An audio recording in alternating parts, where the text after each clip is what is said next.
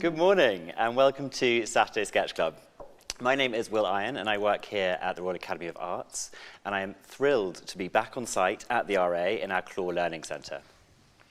So this is our very first Saturday Sketch Club, and these are artist-led drawing workshops. And it doesn't matter if you are an experienced artist or if you have never drawn a thing in your life. All you're going to need today is pencil, paper and a rubber. If you have multiple pencils, then great, they may well come in handy later on today.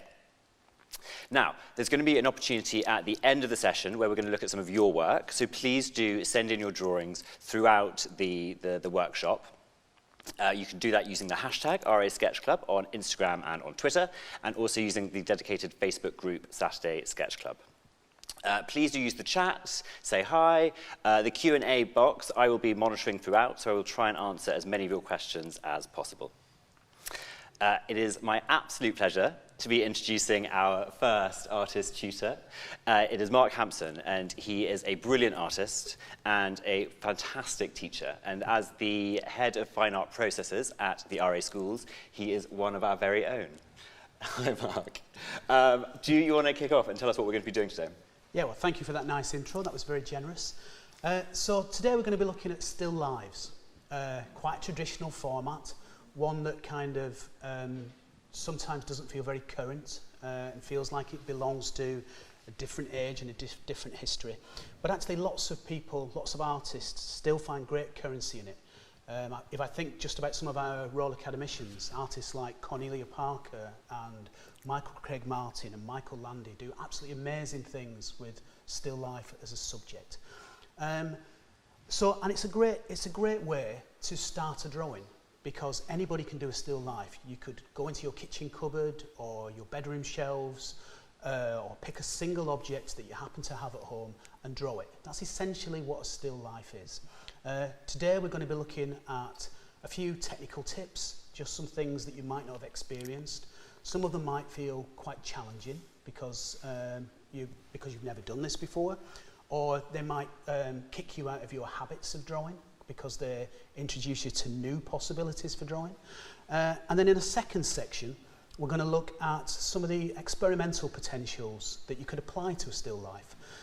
So that's different ways of looking at things, different ways of making marks, and some of the abstract and also fun qualities that drawing from still life could have. We're going to be drawing for about just under an hour in total, and as Will said, we're hoping to look at some of your drawings at the end of the session. So, yeah. So, shall we start with... actually, I thought what I'd do is something which is meant to be kind, but also might seem quite cruel. I'm going to throw you in at the deep end in terms of warm-up. So let's look at the still life that we've set up for you today. It's typically RA in many ways. It's very busy, it's very complicated, it quotes some very grand aspects. In many ways, it's a collection of the cliches and the tropes of still life. You know, it's got the familiar fruit that you might expect to see in a still life. It's got flowers, it's got sculptures, it's got art materials, it's got printed images, it's got books, lots of things that refer to the history of still life, and something which is called vanitas or memento mori, which is symbolic still life. But why is it so complicated? It's so complicated and it's so busy because I wanted to give you a lot to draw from. So there are lots of different things within it. There are natural forms, there are man-made items, there are works of art. And what I'd like us to do is to just, while I'm narrating ideas about the still life, is for you to just start drawing, yeah? Pick up your pencil, get going, and let's warm up. Like any enterprise or exercise which is worthwhile or difficult, you probably need to warm up, you need to get going. Let's get our eyes in, let's warm our pencils up, let's move our bodies and kind of wrists and shoulders and elbows and start to draw. I'm not going to give you any precise instruction or anything beyond encouragements. Have a bit of fun with it. Enjoy the pleasures of drawing. You know, I'm a great believer in the pleasures of drawing. I try and draw every day if I can, even if that's just a doodle. It's something which it's like an essential life grammar which helps me kind of navigate the world. So you know, and maybe it could be useful for you in similar ways, or maybe it's just an entertainment. Any approach to it is fine. So just for these next few minutes, we're going to just look, think about it, think about what this might represent, think about what the possibilities are, think about what you might have at home if you wanted to do a still life after the class, and how it might relate to this or how it might differ from this. You know, I'm reminded of Andy Warhol and his soup cans, you know, just pulled out of his mother's kitchen cupboard, or the work of William Scott, the great Irish artist, who for most of his professional life did pictures of frying pans and his mother's kitchen. You know, or I mentioned Michael Craig Martin a moment ago. You know, Michael takes everyday objects and by reducing them to diagrammatic simplifications, creates fantastically evocative and impactful graphic works, just using the most mundane of things: a watch, a trainer, a fork. All these things have potential to inspire good art. So, yeah. Someone's asking if they want to do the whole thing or just details for this. Ah, what a good question. Yeah, you can do whatever you want. You can draw a single lemon, you could draw the whole scene. For now, the choices are yours. I think, you know, I think it's more about just getting started, getting into it, breaking that fear of the blank page. Yeah. So whatever you'd like to do, just during this introductory warm-up is fine. These are really our sketch stretches. Yeah. We're just flexing our muscles, we're getting our brain in gear, and we're starting to enjoy just getting the pencil down and essential mark making. But also looking. We're going to talk about observation and looking in a bit more detail in a couple of minutes. But obviously, the whole point of doing a still life is that it's about observation and it's about rendering. It's about interpreting in 2D the 3D objects that we have in front of us. You know, ideally, you would have something at home in your room, but for global reach, we're doing this via technology. So, just going to give you a couple more minutes to warm up, and then we'll start with our first exercise.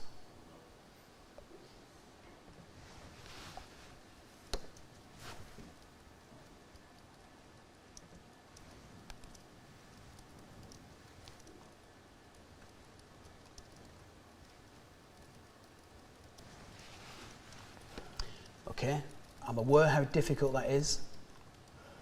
I'm also thinking, why did I make it so complicated? That seems, at this moment in time now, feels quite vicious.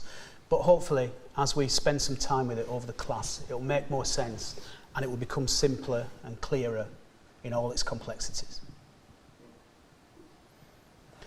Okay, so we're now going to start. If you can get a new piece of paper or a different part of the paper, whatever you've got to hand, we're going to start on a first exercise, and I have to trust you on this and you have to trust me, because what I'd like you to do is to put your pencils down and just look. I want you to absolutely focus in a really intense, almost forensic way on the information in front of you for 2 minutes, and I'm going to time that 2 minutes, and the challenge is to learn as much about this setup and this still life as you're able to do in that limited amount of time. So 2 minutes, starting now. No drawing, no mark making, but feel free to measure it with your thumb or your pencil or your hand and work out the various adjacencies and proximities of the objects as you're looking at them. Yeah? A few things you might want to pay attention to. How many objects are there? Don't feel you have to count them. There's not a prize for the most accurate answer. How big are the individual objects? You know, what is the size of a flower compared with the size of a lemon? You know, why is that hand bigger than that head? How do you draw that and make it look convincing? Which objects are reflective? which objects are soft and absorbent.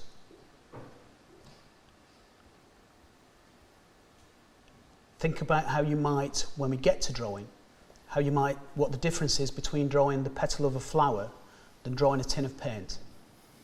Now, these are all questions that the eyes can answer for you. Yeah? So really look. It's interesting, that's a minute. And that minute, in some ways, might have felt like 5 seconds. It might have felt like an hour, depending on how you're built. But one of the things I would say is that we don't often get an opportunity to look at any singular thing for a prolonged period of time. 2 minutes can feel like an age at looking. And if you were drawing something that you'd spotted in real life in the street or elsewhere, chances are that within 2 minutes it would have moved. So it's actually quite a luxury of time to be looking at something. Think about how the objects overlap. What's in the foreground? What's at the front?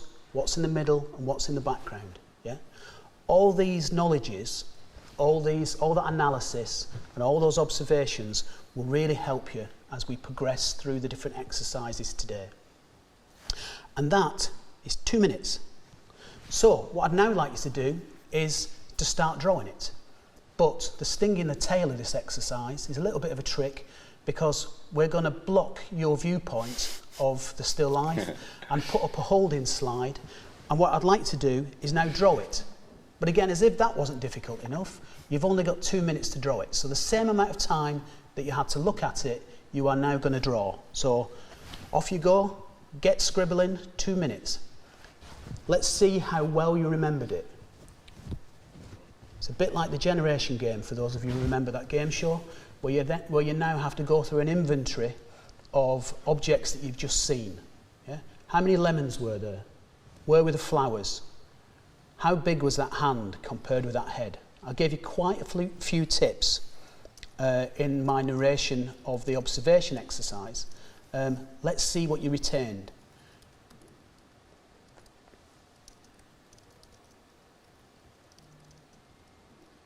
If you hit a wall and feel that you can't remember certain aspects of it, what I'd suggest you do is invent things. You know, you probably remember there was an object in there, but not necessarily remember where it was within the scene. Doesn't matter. Just attempt to put it into a place that makes sense in relation to your drawing. So that's a minute. We're halfway through the exercise. We probably should have told you in advance that this morning is going to be fast and furious, that we are really going to race through some of the possibilities of what still life offers us and how we can interpret it.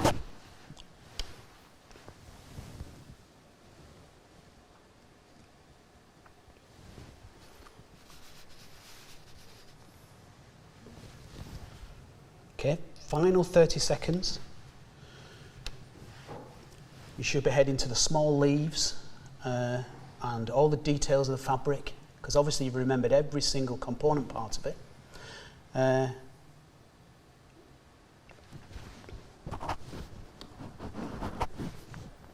Okay, 10 seconds. And after that 10 seconds, we're going to take another look at what the still life offers us.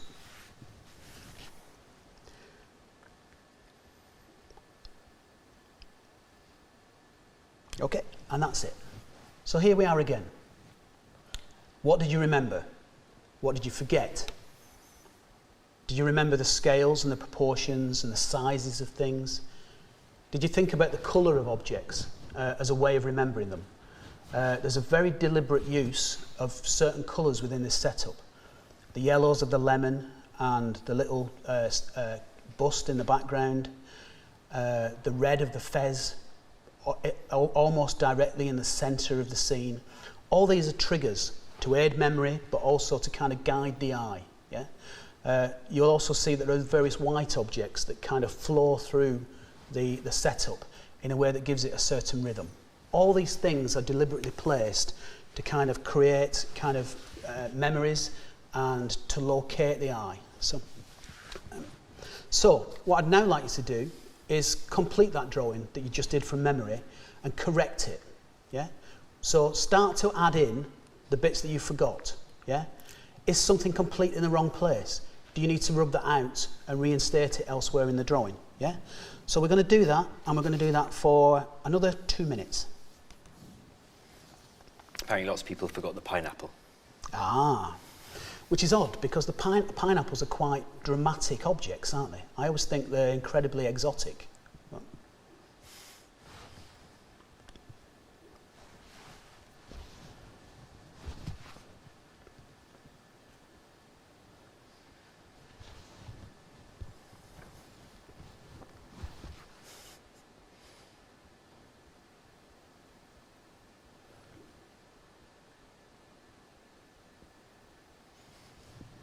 We're just going to embrace the silence at the moment.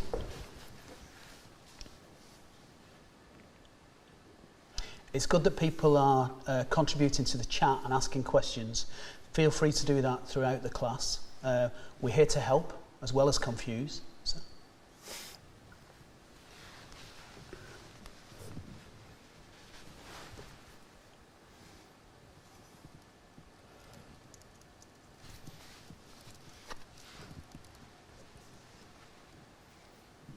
So that's a minute. We're going to give you 1 more minute to bring the drawing to some form of conclusion. It's probably worth saying that in the limited time we've got together, that we're not expecting you to create masterpieces. So don't put that pressure on yourself. Yeah? Today's about fun, it's about learning, it's about possibilities, it's about things that hopefully you can take forward for various reasons after the class. So, you know, enjoy it. Don't worry if you don't understand certain things that I'm saying or certain aspects of it. We're trying to deliver information that reaches a wide an audience as possible, and hopefully kind of is a trigger for some future art. Okay, final 10 seconds.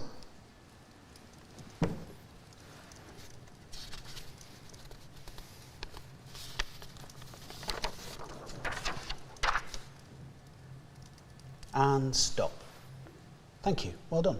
I'm saying well done, but I've not seen any of your drawings. I'm just assuming they're all brilliant. Or that you're all doing it. That's another thing. So, yeah. Okay. So hopefully what we've learnt there is how important it is to look, and ways that you might look, things that you might look for. I'm sure that if we repeated this exercise and you were alert to the fact that I was going to take away the information at the point of drawing, that you would pay that much more attention, and that you would do it, and that you would do the exercise differently. We haven't got time to do that, unfortunately, but maybe that's something you could recreate for yourself. Yeah? Because we're going to move on to some technical exercises. And the first thing we're going to do is we're going to analyse the composition. Yeah? Because, as I said at the start, it's very complicated. Yeah?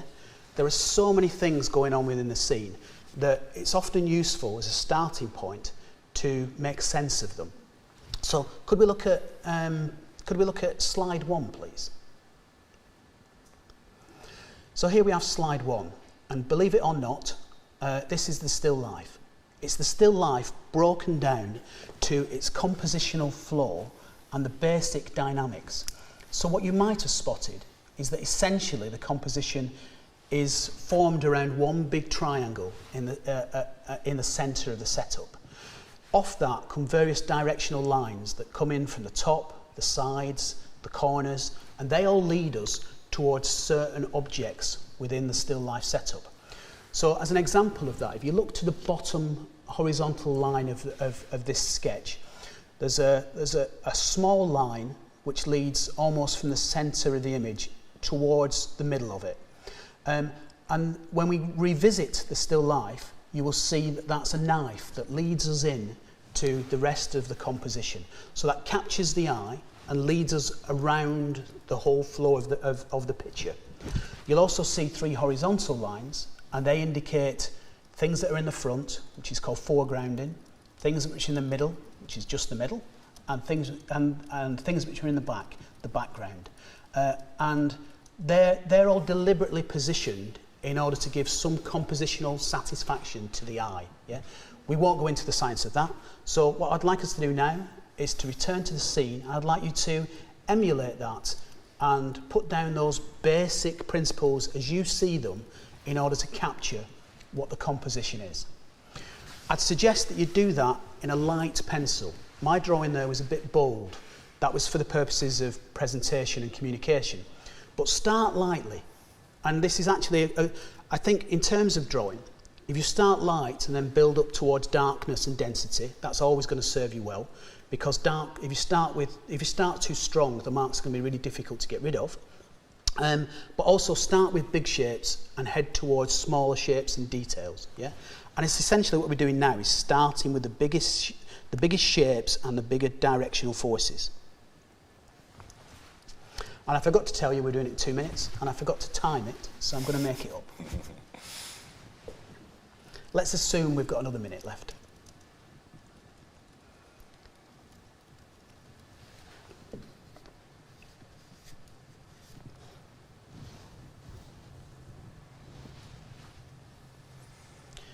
Okay, don't worry about if you've forgotten what my drawing represented. Do your own version of it. Yeah? You will see things differently than I see them. You will see clues in there which are really helpful for you in other ways.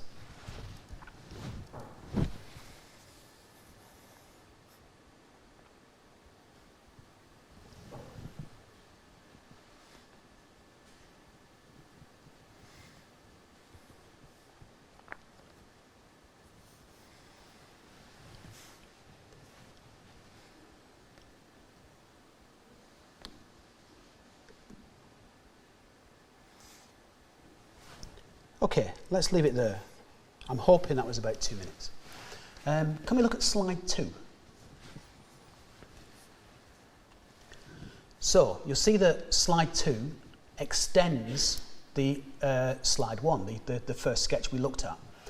And what we're now looking at are the objects in the scene described as basic shapes, circles, squares, triangles, the occasional weird rhombus in there, and it gives an early indication of how big things are within the composition and what overall shapes they occupy. So within that, you can start to see how the composition evolves. Again, we're gonna so let's add to your drawings, but again, do them lightly so they can disappear later if required. Okay, so let's return to the scene. And 2 minutes looking for those building blocks, those basic forms, those basic shapes. Don't put any detail in at this point if you haven't already done so.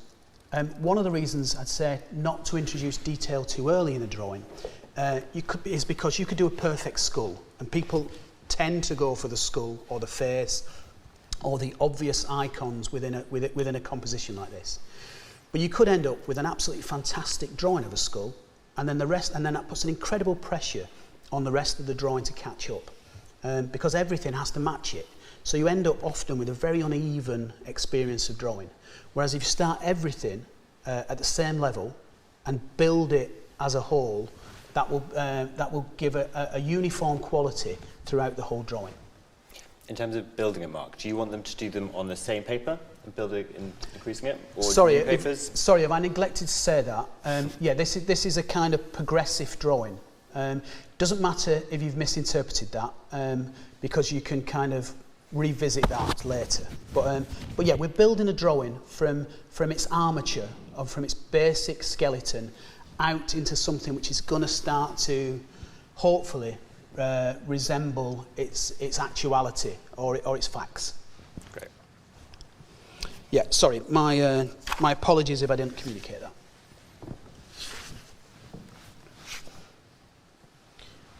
Okay, we've got about another 30 seconds left.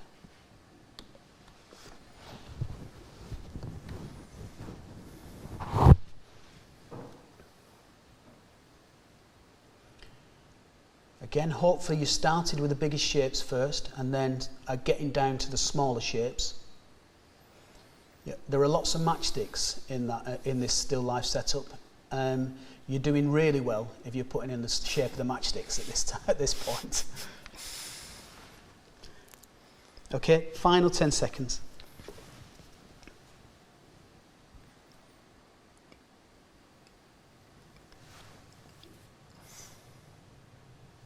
And thank you. Okay, so let's quickly, let's just remind ourselves what slide 2 looked like.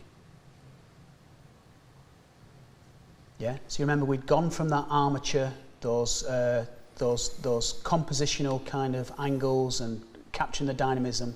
We put in these building blocks and these basic forms, and now we're going to flesh that out and extend that further by looking at more of the structure of the sketch. So we're actually starting to look at what the individual objects look like and how they affect each other. So let's look at slide 3. So that might seem like quite a radical jump, you know, to go from those linear components to something that now is full of information, lots of different types of line, different weights of lines. So you'll see there's fat lines in there, there's dark lines, there's lighter ones. There's a different set of what's called tonal values. That's the light and dark of a picture. So that's our next exercise. I'm going to give you 3 minutes to do this because it's slightly more involved. But start to embellish and extend the geometric shapes you've got in there and start to apply the facts of what you're looking at in the scene in front of us. Okay, so 3 minutes, back on the still life, starting now. I wonder whether people missed the pineapple because I'm almost sitting on it. It could be that.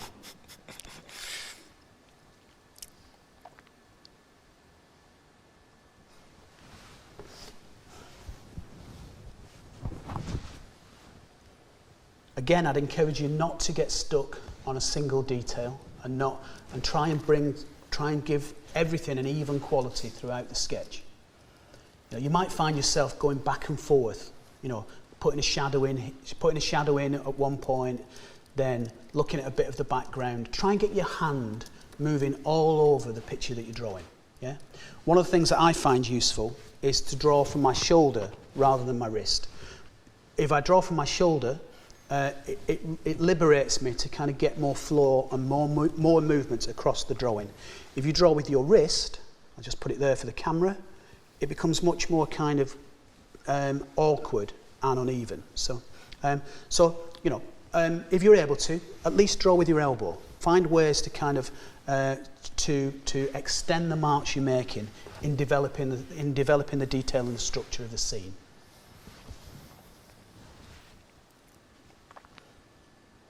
At this speed, you're going to be worn out by the end of this class. You'll have to have a nice long lunch.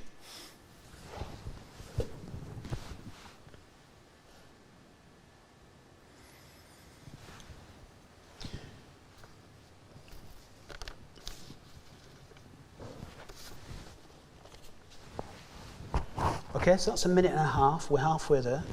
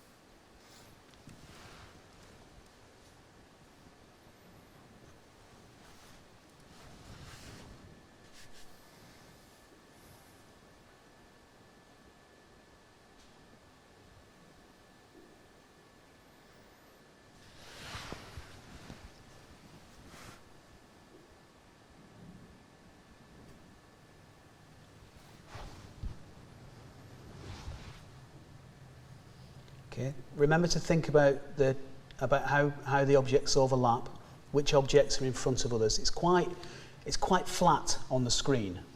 When we're looking at this in person, there's a lot more obvious depth to it. If you're struggling to find the kind of how the objects affect each other, something that's often quite useful is to squint at it. What that does is extend the tonal range. For those of you who don't know what that means, the blacks and the shadows become much darker, but simultaneously the highlights, so the whites of the image, become much more pronounced. And that creates a lot more contrast, but it also helps you to locate things. And first of all, it introduces a kind of hierarchy into the drawing of the picture. Sorry, and I'm over speaking, so I'll stop there, but actually that connects nicely with slide 4. So if we could look at the final slide of this exercise. So here we have something more complete, yeah? It's not the best drawing you've ever seen, it's a 2-minute sketch. Well, it's not, sorry, it's an 8-minute sketch because it builds on top of the other ones that we've just done.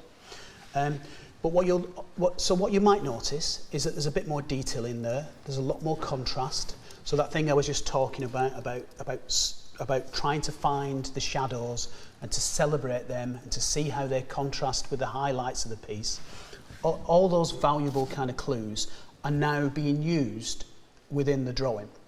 And the other thing you might notice is that a lot of those preparatory marks, like the geometric lines and the basic shapes, have been rubbed out.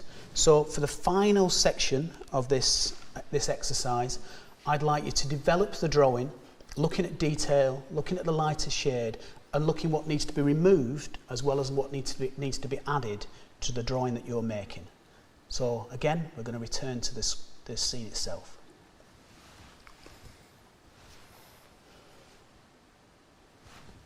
And sorry, I didn't actually indicate a time, but we're going to do this for about 3 minutes. Is that okay? Yes, I'm good. Yeah. Sorry, because I've always got too much to say, I'm slightly running over. Not to worry. I am one of life's wafflers.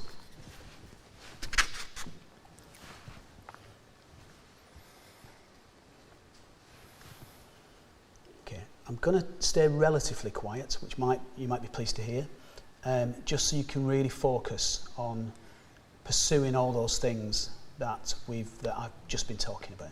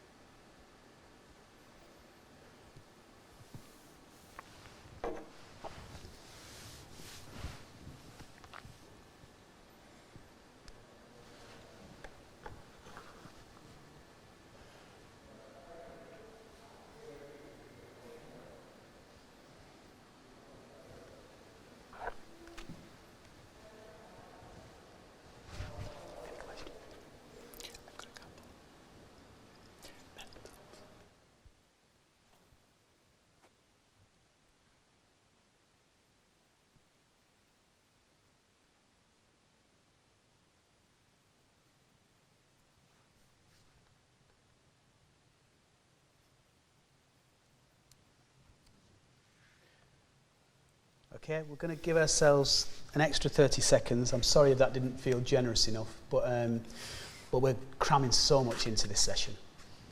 We're giving you value for money.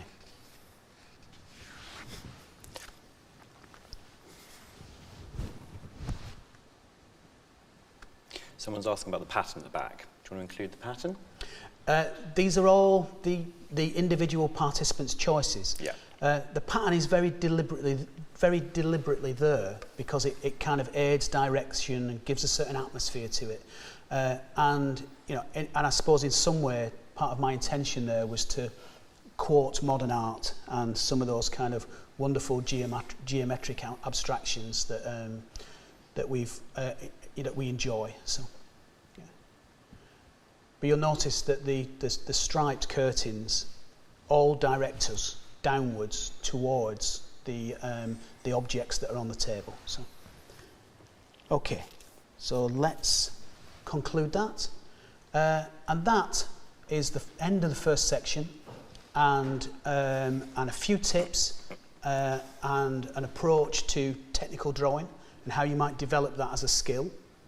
Again, if what you're really chasing is something very technical and a how-to guide, there are endless resources online and fantastic books about it. But I would say that, you know, that is a lifetime's kind of endeavour to draw well, you know. And when you look at some of the great masterpieces of art, they were achieved over endless hours, months and years, you know. So again, we've only got 2 minutes for most of these exercises. But I'm going to hand you back to Will, who's going to talk about how the class proceeds from here. Fab. Yeah, so we're going to take a really quick pause, about 5 minutes, so we'll reconvene at 10 past. You are more than welcome to keep on drawing. However, if you want to go and put the kettle on, do feel free. Now is also a great time to upload any of those drawings onto the social media platforms using the hashtag or onto that Facebook group. It should be in link in the chat. In the meantime, we've had a few questions come in from some of the participants. And actually, a couple of people have asked, Mark, about pencils and what pencils you use, what pencils you recommend using, what's a lighter pencil, what's a darker pencil. Ah, okay. Well, all really good questions. And sorry, something that I neglected to talk about. I'm actually holding my favourite pencil. Here he is. Where is he on camera? I like a Jumbo 2B. That sounds like an advert, doesn't it? So the kind of technology of pencils, there are different thicknesses, there are different weights. A softer pencil, a harder pencil will give you a lighter line. And pencils at the end of them are often numbered, and they'll say things like, this is a 6H.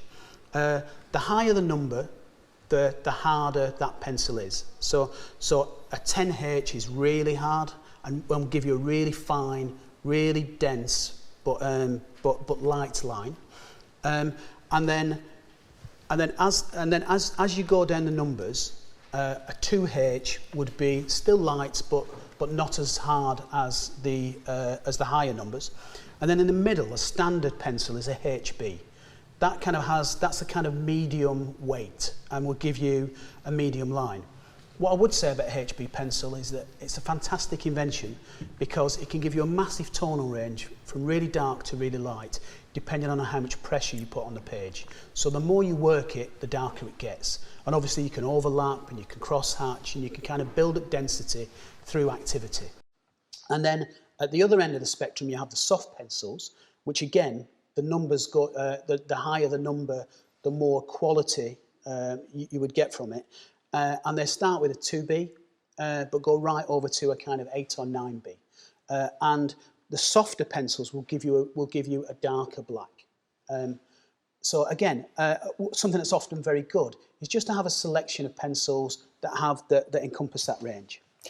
Was that a really long answer? No, that was perfect. That was perfect. But also, just to reiterate, whatever pencils you have to hand is also absolutely fine. And it's fine. All of these things completely work. So the other question, both Jan and Bonnie earlier in the chat were asking about hands, drawing hands. Do you have any tips for drawing that hand?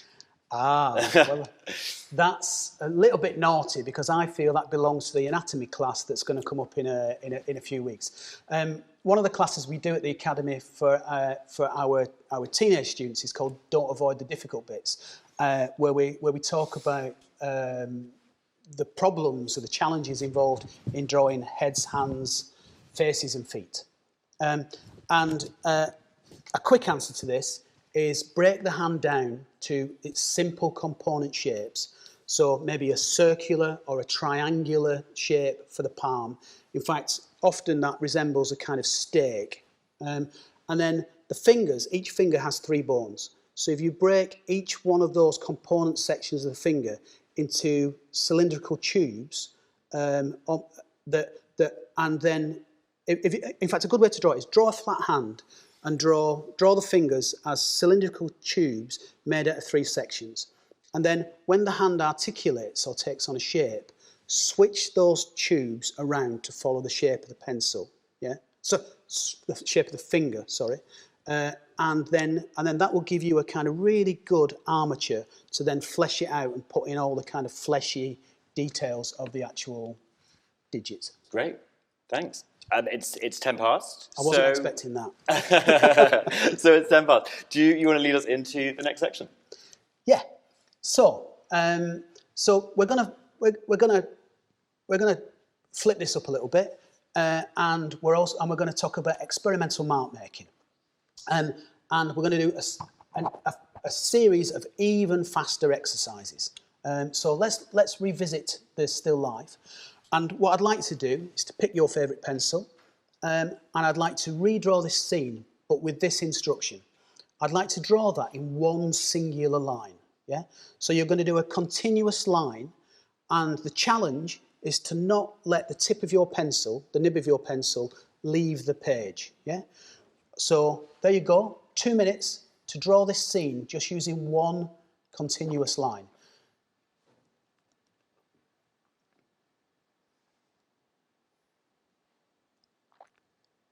Okay, so hopefully you're all started on that. You might be thinking, why is Mark asking us to do this?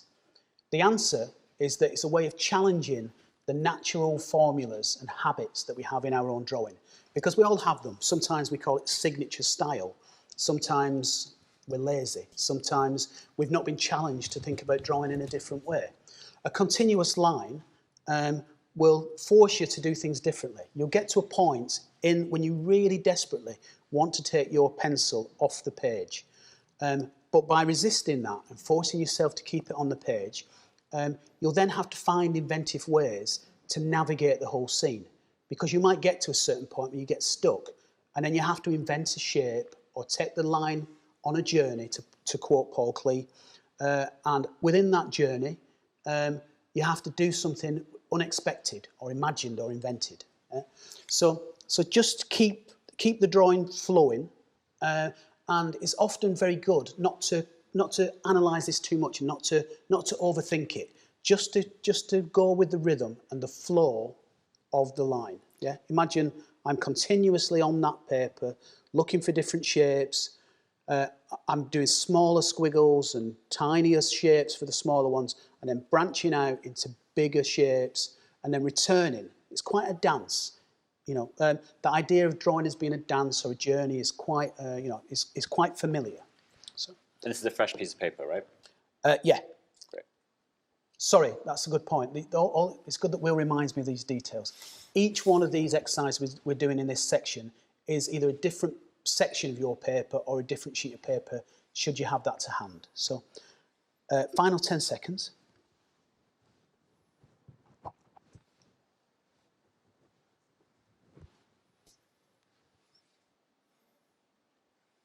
And stop. Hopefully that was challenging. Hopefully that was fun. If it made you laugh, that's a bonus. If it drove you to despair, we'll have to work on that. So, our next drawing is, I'm going to ask you to do two things. Get a fresh sheet of paper, stay with your beloved pencil, and what I'd like to do is to draw with your non-dominant hand. So if you're right-handed like me, draw with your left and vice versa. Some of you might be ambidextrous. You're lucky. Yeah, not many artists or people are. But also, so that's the first thing I'm going to ask you to do. The second thing I'm going to ask you to do is to draw blind. What I mean by that is not close your eyes. I mean that I want you to only look at the screen and only look at the still life and resist the temptation to look at what you're actually putting down on the page. So you're doing two things simultaneously. So 2 minutes, drawing blind, not looking at what you're actually drawing and trusting that somehow some sense is coming out of that. And at the same time, you're doing all that with your non-dominant hand.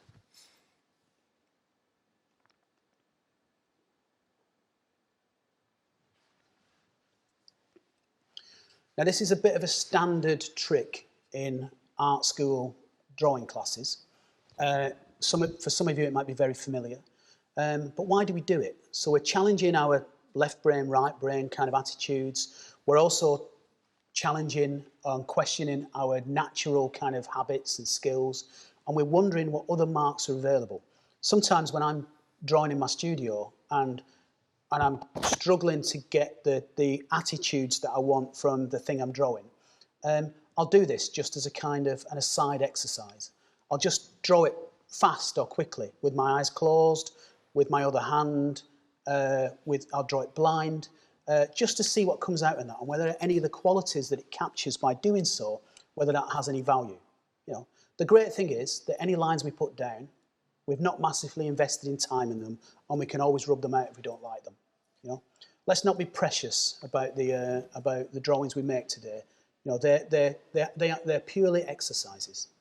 Do you still want single line with the other hand, or can you take the pencil off? Oh, you can take the pencil off. Sorry, don't feel each exercise here, sorry, is an individual challenge. So they're not progressional. Don't feel you have to Great. kind of take them forward for each one. So final 30 seconds.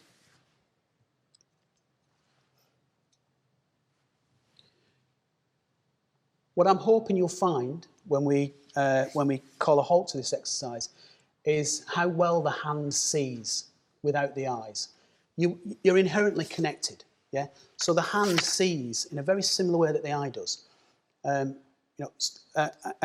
you'll learn to trust that, and you can learn to enjoy that. So, okay, that's our 2 minutes. I'm not going to analyse that exercise any further. I'm going to go straight into the next exercise. And what I'd like to do for this one, I'm just going to reposition myself on the screen, is I'd like to get 2 pencils. Hopefully you've got 2 pencils. If you haven't got 2 pencils, I'll suggest something in a minute. But what I'd like to do is to draw with both hands simultaneously. My tip here is to draw from the outsides of the image towards the centre. Otherwise, you will end up with a great gap in the middle. But so think about filling the whole space. Yeah. So you're drawing with 2 hands simultaneously, starting from now. And what I'd like to be alert to, and pay attention to, is the different speeds of the hands. Is one hand doing too much? Is the other hand not doing enough? Are you over-reliant on your dominant hand?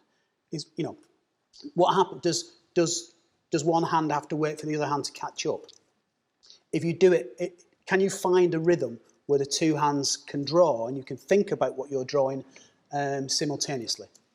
Very challenging, but actually can be really rewarding. One of our most famous alumni here in the RA schools was an artist called Edward Landseer, who you might know from the Lions in Trafalgar Square.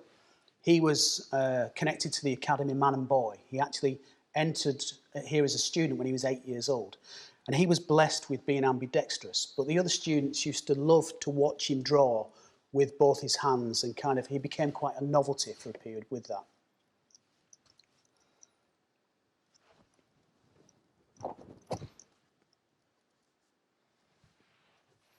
Okay, we're down to our last 30 seconds. Angie's doing this on the train, which I imagine is quite difficult. Well, it might if you're doing this on the train and it's a bumpy journey, maybe that adds something. Maybe you could tap into your inner Giacometti.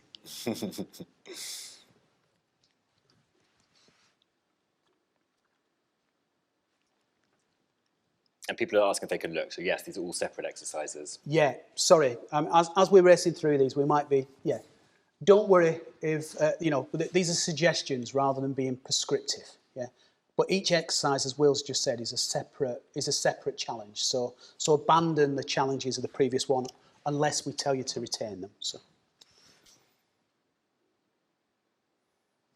Okay, that's 2 minutes. Okay, so I wonder how you found that. Maybe you could put some feedback in the chat about that. Which hand was faster, which hand was slower, which hand was doing all the work? Did the brain have to tell the other hand how to kind of work? What was the kind of relationship between the 2 hands joining on that activity? But moving on from that, we're actually going to stay with both hands, but this time, just because that wasn't challenging enough, I'm going to ask you to cross your hands over and repeat the exercise, yeah? So you've got an additional challenge within this exercise. It's a bit like the art equivalent of patting your head and scratching your belly simultaneously, and probably singing a song at the same time. So 2 hands together, 2 minutes, crossing over, drawing simultaneously. What you're doing here is confusing the brain, yeah?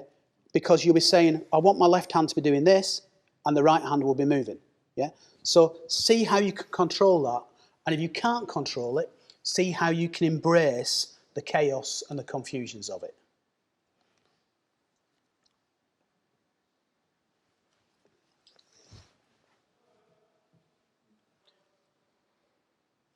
I'd love to be able to hear giggles and laughter at this going wrong in various people's homes, rather than the screams of agony and frustration. But unfortunately, we can't hear or see any of your responses at this stage. So I hope it's going well.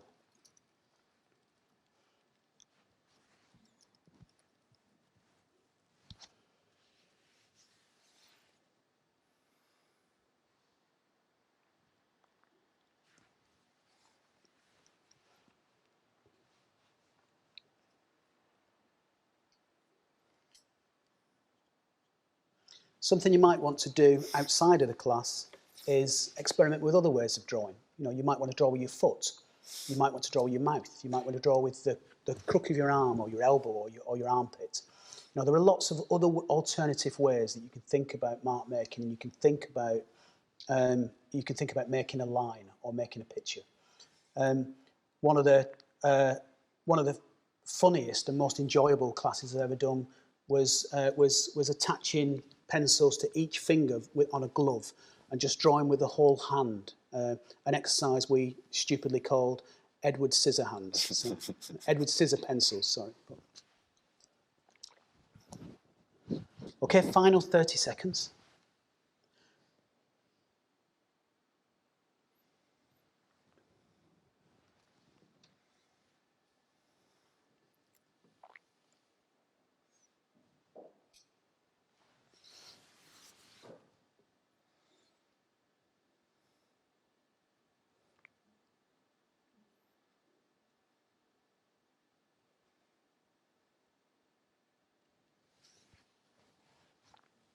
And stop. Thank you. Well, I hope that kind of was intriguing, interesting, liberating, and that it helped you question the way that you might normally approach a drawing. So this next exercise, for those of you who've got more than one pencil, again has another stupid, facetious name. It's called a fistful of pencils. And what I'd like to do is to get several, a bunch, 5, 6, however many you might have, pencils, and make sure that all the ends, all the nibs of the pencils are all kind of butted up to a similar kind of level. And locating them in the centre of your fist, I want you to draw simultaneously with as many pencils as you have. If you haven't got more than one, what I suggest is just use the time to draw with the one pencil you've got, and maybe repeat one of the exercises that we've just done that particularly challenged you. Take on board a difficult one. But for those of you with multiple pencils or drawing tools, 2 minutes drawing simultaneously and seeing what happens. Okay, again, 2 minutes, fresh piece of paper. Ignore the previous exercises.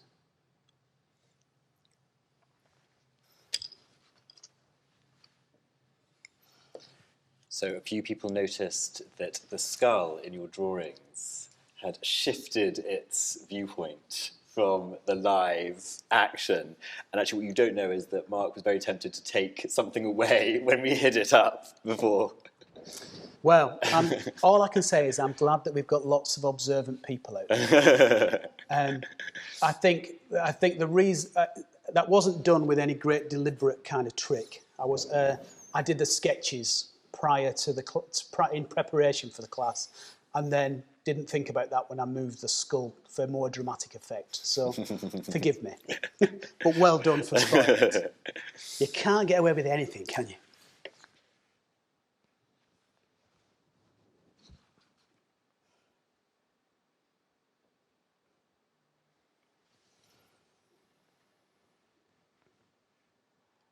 Okay, so that's a minute.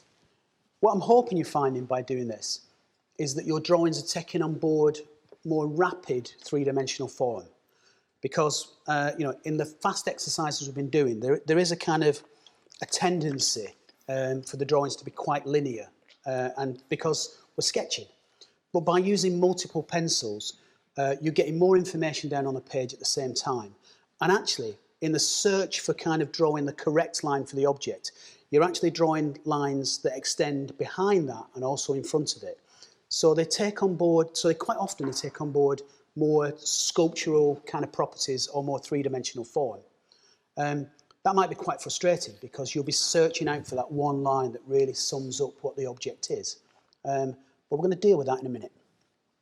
Final 10 seconds.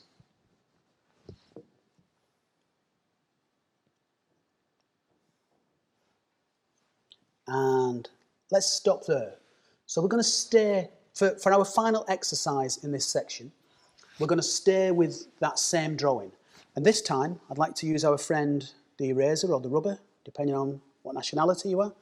And I want you to take away any of the lines that interfere with your picture or are unnecessary, or that you think that by taking them away, it will improve the drawing you just made with those multiple pencils. So this is about analysis, it's about correction. It's not about addition, you're not adding more. Well, you are actually, you're adding more space, you're adding more light, you're offering more highlights perhaps to the drawing. So use the rubber to take away anything that you feel is surplus to requirement in the drawing you've just done. And again, 2 minutes. 2 minutes, same drawing. People really enjoying the multiple pencils. Yeah, and when we do life drawing classes on occasion here at the academy, I quite often open up with multiple pencils and kind of different material approaches, just because it's such an instant liberation.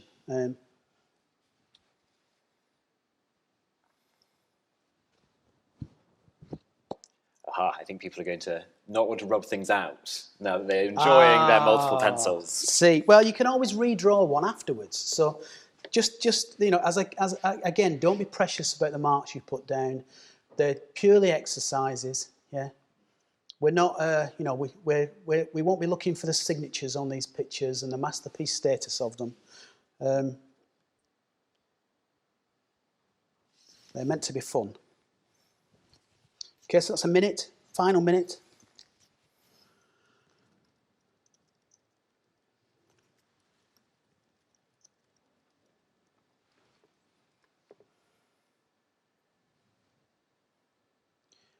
That is actually quite nice to hear, though, Will, that people enjoyed it so much that they don't want to wreck it. Hopefully, we'll have some devotees of the multiple pencil technique out there in the world from now. Okay, 30 seconds.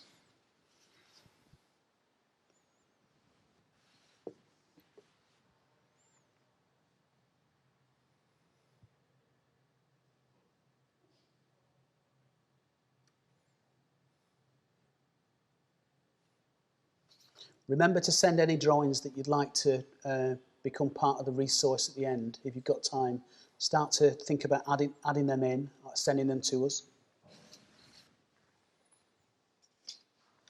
I don't promise hard critique, but I will say something. Okay, and that is 2 minutes. So hope you enjoyed that. Hope those little quick tips kind of inspired something or kind of challenged something and made you think about drawing in a slightly different way, or extended something that you were already thinking about even. So I'm going to quickly move on because we're down to our last few minutes of actually drawing time. And for our final exercise, I'd like to think about experimental viewpoints. So far we've looked at touch and we've looked at making, and we've also looked at observation.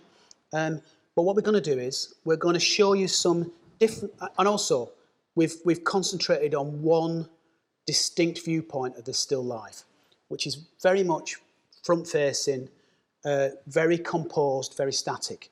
But what we're going to do is show you lots of different vantage points and viewpoints of it. And we've probably got 3 minutes, I'd imagine, Will. Is that right?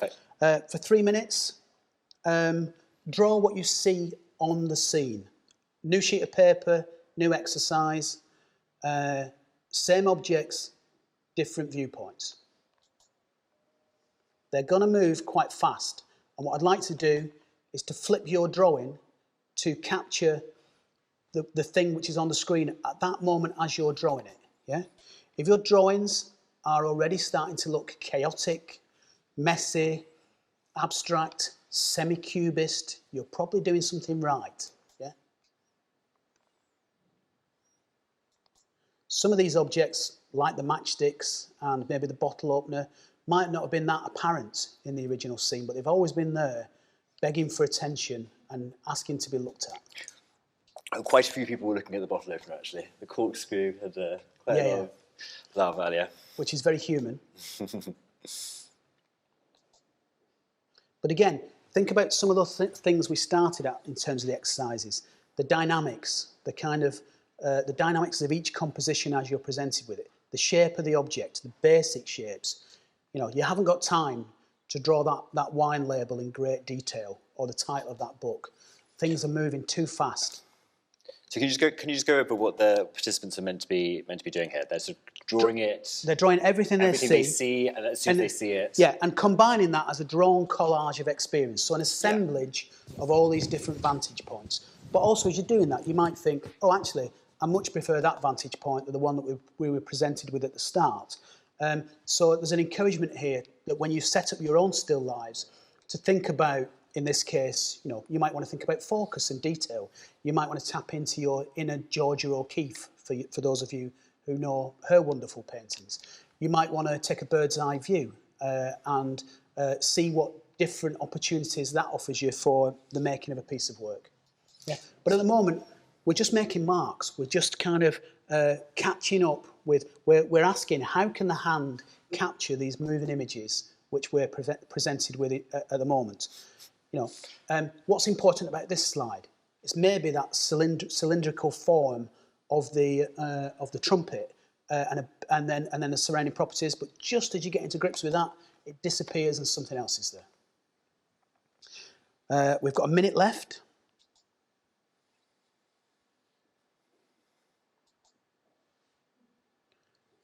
There's an art cliche if ever I've seen one.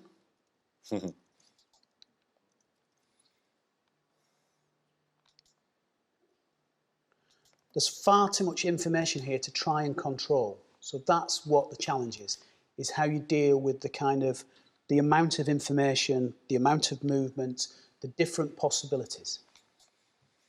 It's essentially an exercise in abstraction.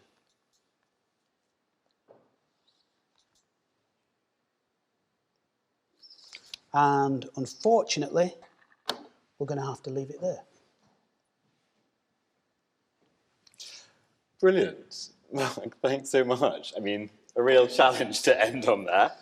But that was great. But we've now got the opportunity to look through some of your work. So thanks so much for sending it in. It's so great to see it all. I don't think we'll be able to get around to everything. But once we've got that up on the screen, Mark, you've got your clicker, and we can have a look through some of the ones that have been sent in today. Okay, so here's a drawing by Mary. Thank you, Mary. And it's great to see you kind of focusing on a set aspect of the still life, and it looks like you've really got to grips with the overlapping and the proximities, the way that the objects affect each other. Yeah, fantastic. Sophie, I don't know whether you're a natural abstractionist or minimalist, but I can see that you're looking at the compositional flow in terms of that first exercise, and hopefully by doing that you created a locator which you could then develop the drawing from, whether it was there, the still life from whether it was there or not in front of you. Quite often one of the things that I do, if I know that I've got a limited amount of time to look at something before I lose the opportunity, I'll just put down the most basic of kind of fundamental marks or shapes of it in my sketchbook. And then when I get back to the studio, quite often I'll find that that's actually enough to then develop whatever that object might be. Oh, so here's two images from Sarah, and thank you for sharing the contrasts of those. So I can see it looks like the image on the right might be a continuous line experiment, and I love the way that you kind of develop the drawing over to the right-hand side, away from the skull. Particularly what you've done there with the wine bottles, where by creating that almost silhouette of the top half, we instantly know that they are wine bottles, and yet you're using the most economic of means to do it. And I think quite often when you're sketching, suggesting things rather than overtly describing them is a really good strategy. Yeah? Not everything, you don't need to put every highlight, every kind of single pore of a lemon on there. You could just put the overall shape in, as you have done on both of these drawings, and we believe it. We believe in the convincingness. And by contrast, I think your use of shadows on the other drawing and the different weights that you're getting with line there are really well accomplished. So thank you for sharing that. Oh, this is a good page. This is Denise. And I'm imagining this is multiple pencils with the kind of the sketchy, erratic lines that you're pursuing. And I like the way that you've separated out individual objects to give them their own space. You know, it's got some really quite satisfying abstract qualities to it. But as I'm saying this, I'm now thinking, I wonder whether this was drawing blind rather than drawing with the multiple pencils. But either way, I can see that you're kind of taking on board the challenges of the exercises and that you're really looking. I think that's the important thing I get from this, is that it still retains that kind of attempt at observational drawing. Oh, a whole suite of things here. Great to see them as a collection of drawings, and also to see the growth of the drawings via those different stages. Far better than my slide illustrations that I asked you to look at the start. And wonderful to experience that evolution. Great, and a great kind of choice to focus on that lively section of the composition around the kind of middle to left-hand side. So I think that kind of selective viewing, if we had more time within the class, we might have talked more about kind of how you edit observation, but there was only so much we could cover. But thanks for that, really, really interesting to see.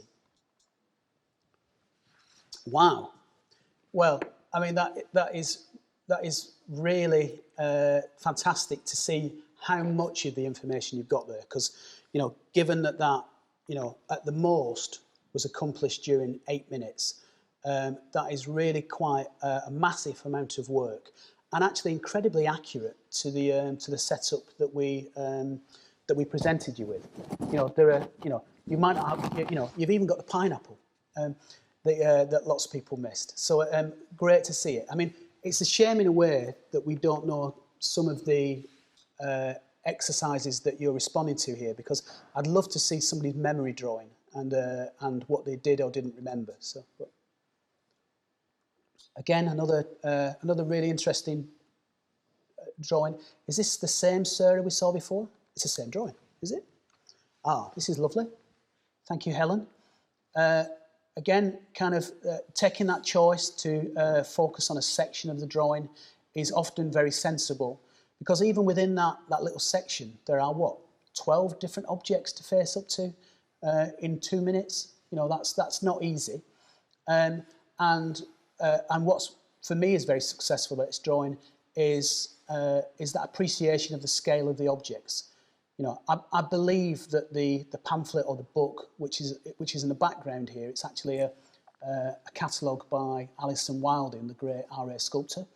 I believe that I could pick that up, and at the same time I could pick that lemon up that's in front of it, and they're the right scale and they're the right form. So that's quite an achievement, you know, in such economic way, with such economic means. Thank you, Natalia. This is good. I like the way that I like the way that some of the different sections and details of it have been separated out over the page, and I've just spotted the note that says left hand. So you know, I'm very conscious of how difficult it is drawing with your non-dominant hand. I'm assuming that's your non-dominant hand. But also, I'd really curious to know whether that was frustrating, whether that was enjoyable. But the drawing has really good qualities, and qualities that you probably would never capture from using your standard hand. So. Another complex, full attempt to capture the whole scene. I like what Christina's done with suggesting the foreground, the material on the table that the objects sit upon, and also how she's suggested the attitudes and patterns of the fabrics behind the still life. So it looks like they're really quickly thrown into the drawing, with urgency and speed and kind of and passion, in order to focus more fully on the shapes and the objects that are the core of the still life in the centre, in the middle of the scene. Are we time for a couple more? If you have, I have. Great, let's do it. Nice to see Claire working at a sketchbook and not being limited by or being threatened by the size of the page. Because quite often when we're drawing, we get to the edge of the page and think, oh, it has to stop there. So I love the fact that you've made that more expansive and captured that landscape format, the whole panorama of the scene across the 2 pages, because you could have so easily stunted that and not got involved. And there's some beautiful drawing within it. I'm just looking at the orchids on the left-hand side, and the way that they're suggested and how different the way that they're drawn is to how you've drawn the pineapple. There's real nice contrasts, but again, the drawing has that kind of convincing uniform whole across it. It sits together really successfully. Here's Anne looking at a detail. For some reason, I'm thinking of shades of Peter Blake in this drawing, and his kind of almost nervous, delicate line that he often has. But great bit of drama. The positioning of the skull with the folds of the fabric lead us towards the skull, which takes centre stage on the scene, and then he's complemented by a backdrop of the supporting items. So. Wow, I'm not sure what... Robbie, this is great. I love the kind of power and impact and drama of it. You're obviously a very... there's a lot of courage and bravery within the drawing. I'm not sure how that's affected by the angle of how you've taken the shot, but actually I love that kind of, the warped drama of that. And I'm sure that were we to see it in reality, that it still carries all that impact. But sometimes, actually, the documentation or the photographic possibilities of a drawing can be as interesting or more interesting than the original drawing itself. So really great to see that kind of boldness. And it's also very satisfying as a whole group of works to think how hard you've all worked. And I sense the pleasure, I sense the kind of frustration or the endeavour in lots of the drawings that we've seen. So I'd love to look through the thousands that we've been presented to, but I think we probably have to come to a close. Sadly so. But thank you so much, everybody, for sending those in. Please do continue to send them in. We love to see them. Again, you can do it on the Facebook group just by uploading a photo. If you take a photo, then upload it, or on Twitter or on Instagram using that hashtag. Also, if you have the drawing bug now, and we hope you do check out our daily doodle challenge, which is hashtag #RADailyDoodle on the RA's Twitter. Next week, we're going to be looking at life modelling, which will be great fun. And if you weren't able to get tickets, I believe that we have recently released some more. So do have a look on the website and book for that. On Wednesday, we have a fantastic event, which is an online Zoom in conversation with Royal Academician Lubaina Hamid and my brilliant boss, Rebecca Lyons. We're opening on the 18th of May, so lots going on here, and we really hope to see you at some point in the near future. But Mark, thank you so much for a fantastic session. You're very welcome. Thank you to all of you who were joined in and shared your work. But have lovely weekends and goodbye. Thanks for joining us. Keep drawing. Bye.